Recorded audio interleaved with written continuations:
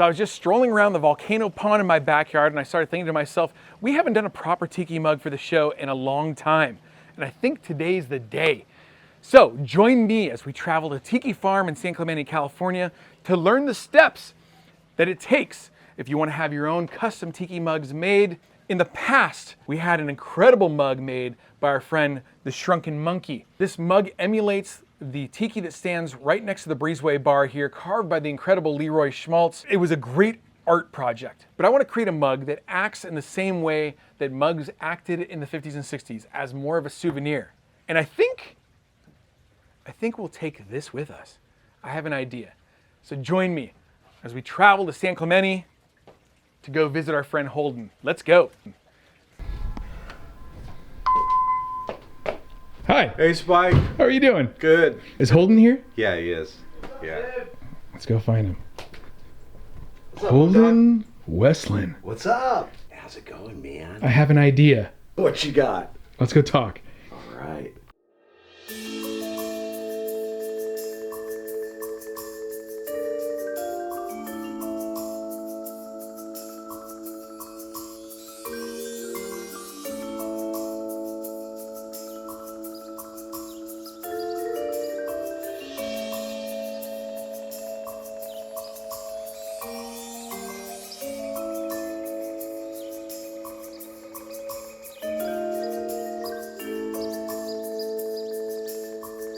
Tell me about Tiki Farm. A Tiki Farm is, well, it's my passion. I've been doing it for 23 years.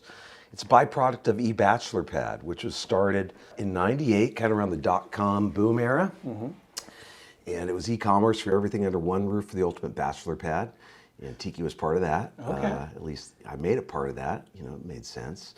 Kind of mid-century. Tiki Farm was my passion of the different things that we had going for e-commerce because of my California upbringing. Okay. And the coastal lifestyle. Yep. And and I wanted to make something. I love the mugs, started collecting them back in the mid-90s. Had a Mr. Bali High and a Mark Thomas outrigger. So we started making mugs. And kind of nobody was making mugs at the time. Maybe Bosco. Bosco was, Monk Tiki had one design. Okay. And there was another company that came out right at the same time that we did called Into the Volcano. Monk Tiki had one design that I even repped for them when I had an eBachelor Pad. Oh. That was tough. They didn't really even want to part with it, but I was pretty persistent. Bosco had about a dozen, and that was pretty much it. That was it. Yeah, that was the scene. Yeah. Or it was to predate the scene, you know. What was the early days of the Tiki revival? We almost kind of parallel each other. With Tiki Oasis. Pretty much. Okay, and Tiki Oasis started in... Like 2000 or 1999. Right. Or something right around then. It's like there's a year's difference, but I think there's only a year's difference. I forget who's older. Obviously, Otto's way predates me, you know, in this whole scene. Otto's one of the, for lack of a better term, the grand dames, but Otto's no dom, you know. But anyways, Otto's been doing it for a long time. Yeah, absolutely. Yeah. But right around the same time as Tiki Oasis. Okay. Inception date. And since then, you've had like all kinds of different clients. Yeah.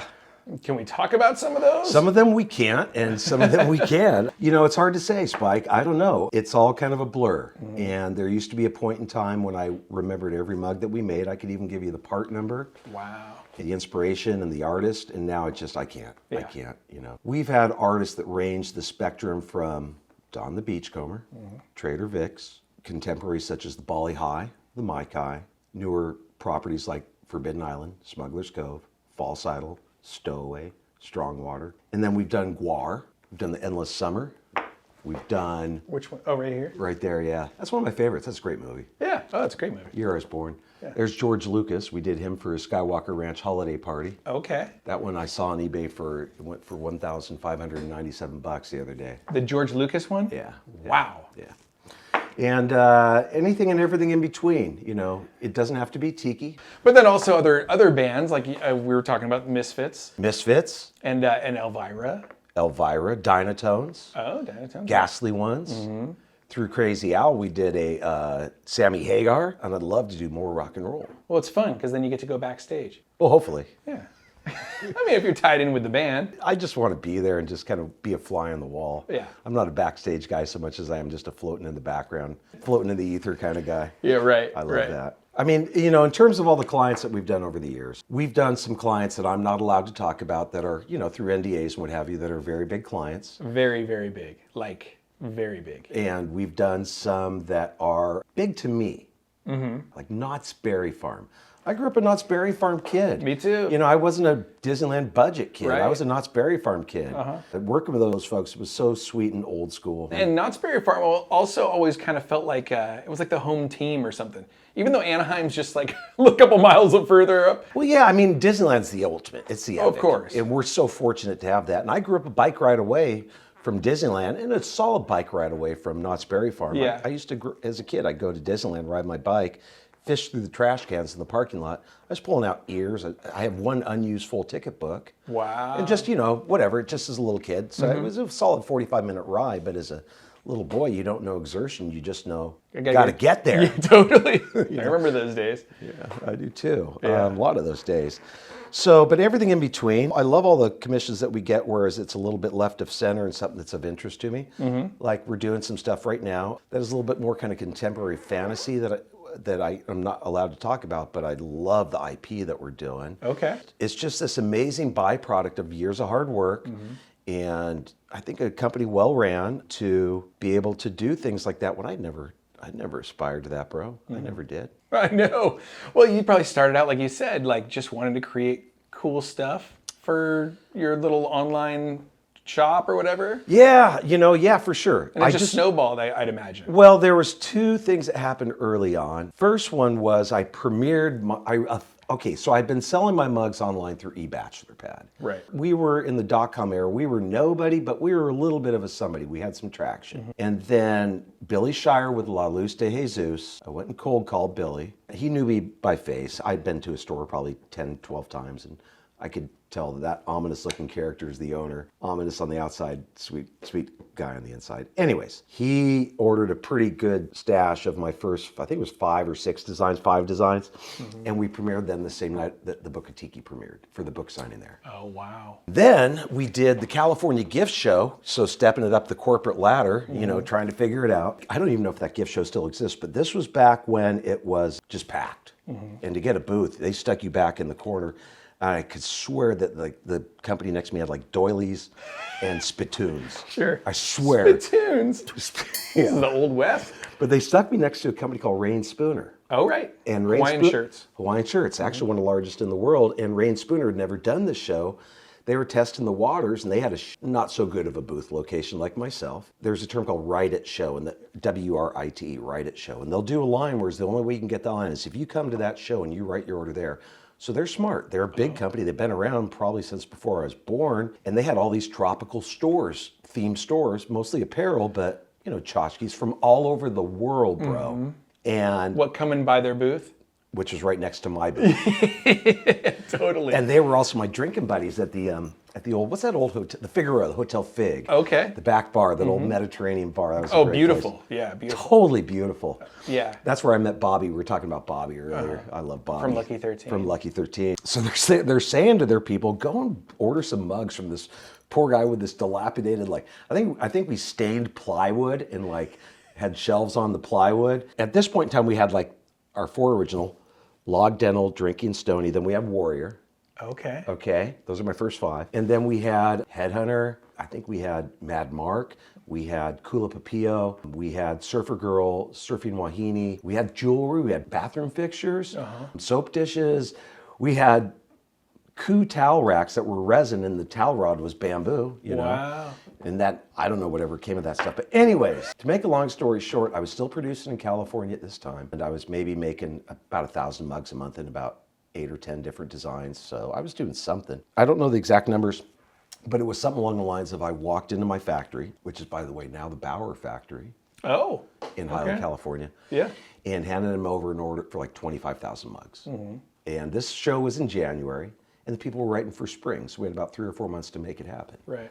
And I remember the guy looking at me, he just scratched his head. He said, you got to be kidding me. I said, can you do it? He said, yeah, I can do it. I said, okay, cool. So then I thought to myself, as we're getting ready, things are moving through. I'm like, what if these people want to reorder? You know, what do I do? Yeah. So what do I do? Adrian, if you're listening, I sold my 1962 Porsche 356 Super 90 Triple Black Cabriolet to finance my next run. No way. I gave away my dream car. I sold my dream car. Oh, man. Yeah, so it's just a car.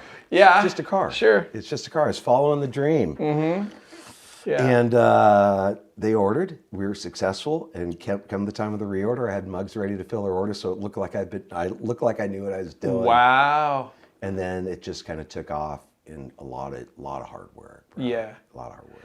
And now the mug world is out of control. It's like almost like all kinds of people are producing their own mugs from their own like home studios and stuff. Yeah. But you were essentially the first on a large scale and continue to be kind of the supplier, especially for locales. I mean, Monk Tiki does as well too, and I think I just work harder.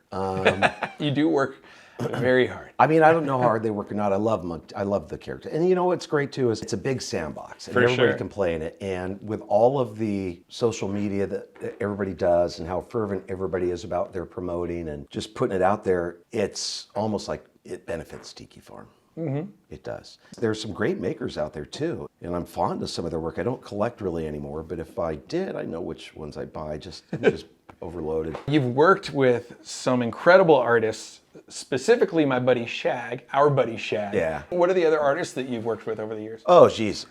Literally probably about 350 to 500. Seriously, I mean, if you think about our history, wow. Because what it comes down to, it's not just the artists that I'm fans with or the crew's fans with, but it might be artists that are employed by the client. It might be their art team. It might be their art director. In terms of the artists that we've worked with over the years that come to mind, there's too many to list. I'm going to give you, let's say 10. Okay. Because so once I cut off at 10, if I didn't put you on here, I'm sorry, but there's too many.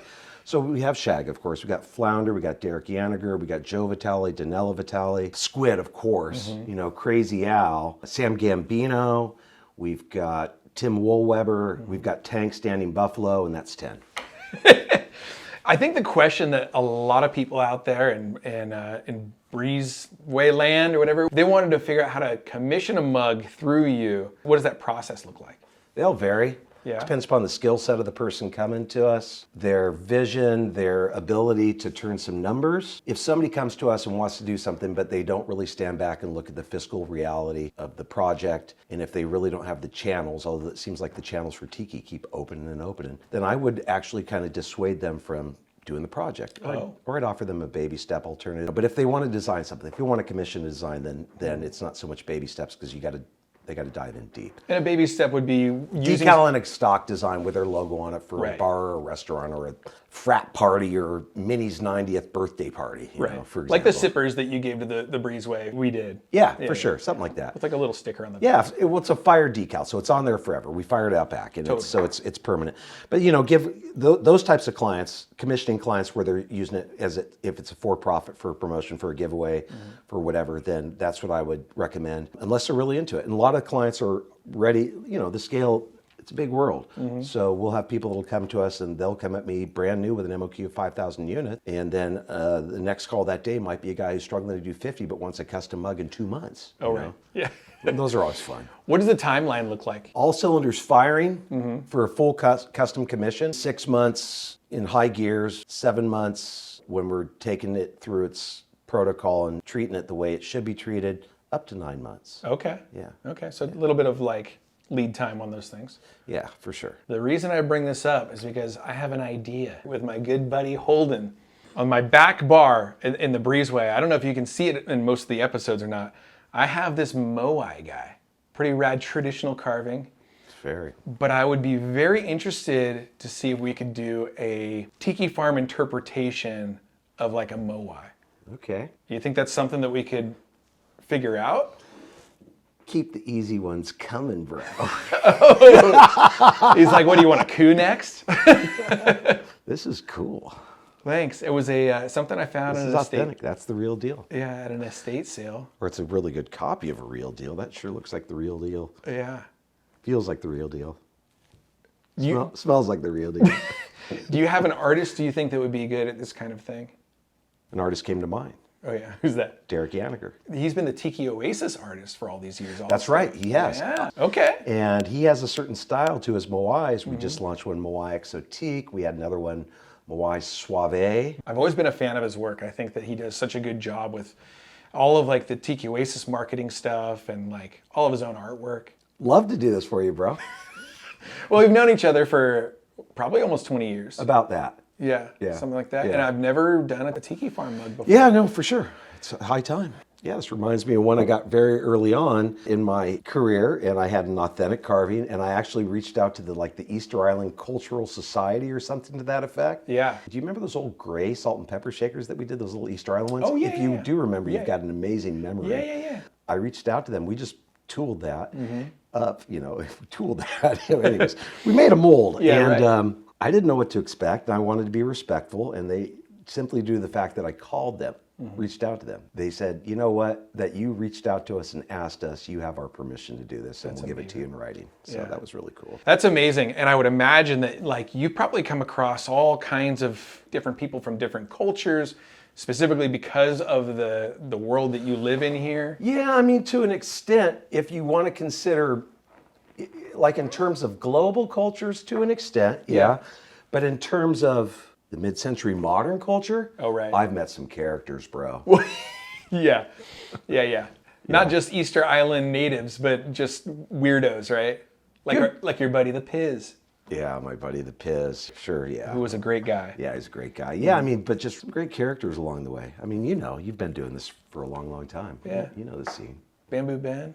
Bamboo Ben, Crazy Al, you, Sven, Shag, Otto, and then just all the peripheral and integral people in the scene. Yeah, It's changed so much. it has. In fact, we've lost a lot of the old guard because some people aren't receptive to change. Sure. And that's cool.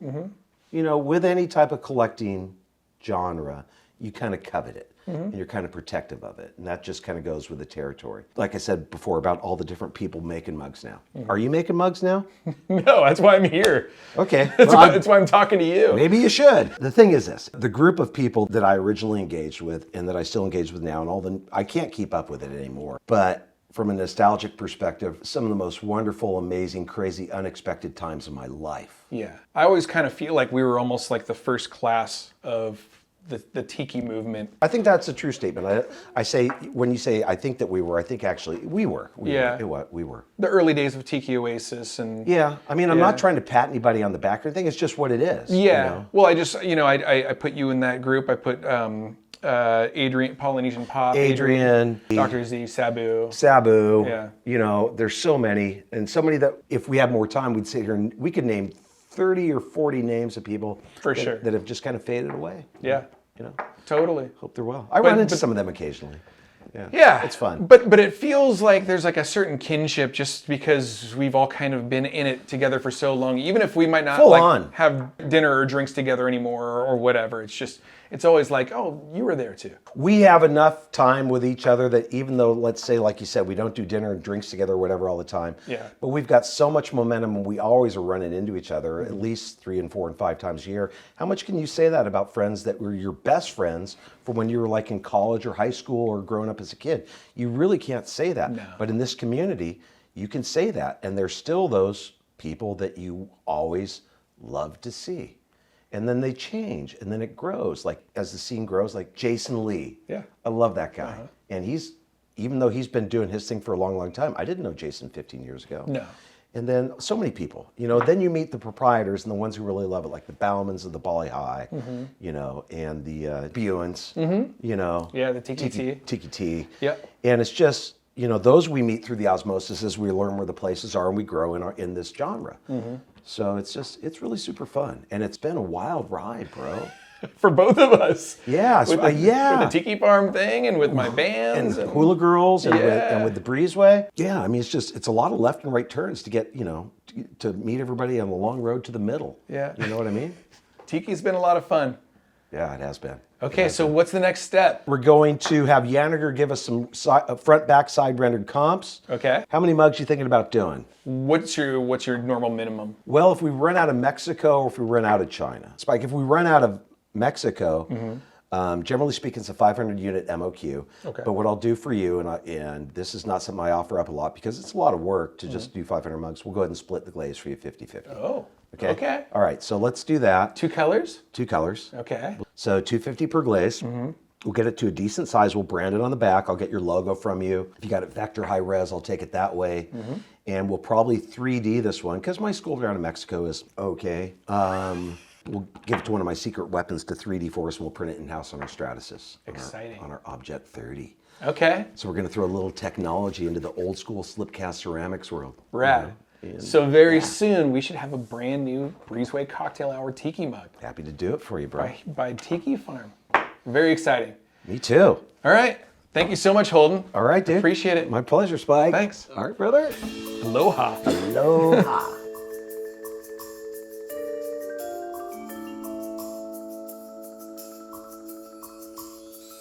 So what do you guys think about Tiki Farm? Can you believe that Holden is interested in the idea of creating a mug based on this dude right here? And by the magic of cinema magic, it's already happened. Check out the brand new Tiki mugs for Spike's Breezeway Cocktail Hour. Designed by Derek Yaniger, they have a mid-century aesthetic to them. They feel good in the hand. Check out the Breezeway Cocktail Hour swizzle sticks perched above on this, like perfectly on this ridge that was created just for those. These have been created in a limited edition of 250 per mug. They're gonna be signed and numbered, and everything we release sells out rapidly. So if you're interested in a Spike's Breezeway Cocktail Hour mug, act fast. Folks, if you enjoyed this, please be sure to hit the like button, subscribe to the channel if you aren't already, and I will see you in the next Breezeway Cocktail Hour episode. Aloha.